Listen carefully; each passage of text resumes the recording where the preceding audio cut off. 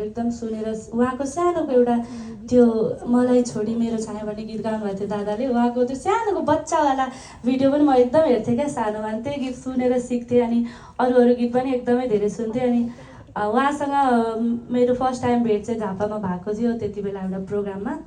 अनि गीत गाउन एकदमै रहर थियो रामकृष्ण दादासँग। उहाँसँग जोडिन पाउँदा एकदमै धेरै खुसी लागेको छ। र यो गीतमा जोडिनु हुने सबै हाम्रो सङ्गीतकार दादा उज्जवल सागर दादा, अनि एरेन्जर उदयराज सरलाई पनि एकदमै धेरै सम्झिन चाहन्छौँ यहाँबाट।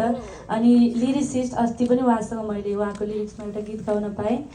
एकदमै धेरै राम्रो लाग्छ मलाई उहाँको शब्दहरू पनि। अनि आज यो गीतमा पनि जोडिन पाउँदा धेरै खुसी लागेको छ। अनि मलाई चाहिँ फिल्मको गीतहरू चाहिँ अब मेरो अहिले चाहिँ बिस्तारै बिस्तारै आइरहेको छ। पहिला पहिला चाहिँ फिल्ममा गीत गाउँदा कस्तो हुन्छ होला, अनि यसरी नै बसेर आफ्नो स्वरमा चाहिँ अब यस्तो हिरो हिरोइनहरूको भिडियो हेर्दा कस्तो हुन्छ होला जस्तो लाग्थ्यो। अनि मलाई आजभोलि चाहिँ एकदमै रमाइलो लाग्छ कि अब यो देख्दाखेरि एकदम धेरै म चाहिँ अघि पनि एकदमै भावुक भइरहेको थिएँ।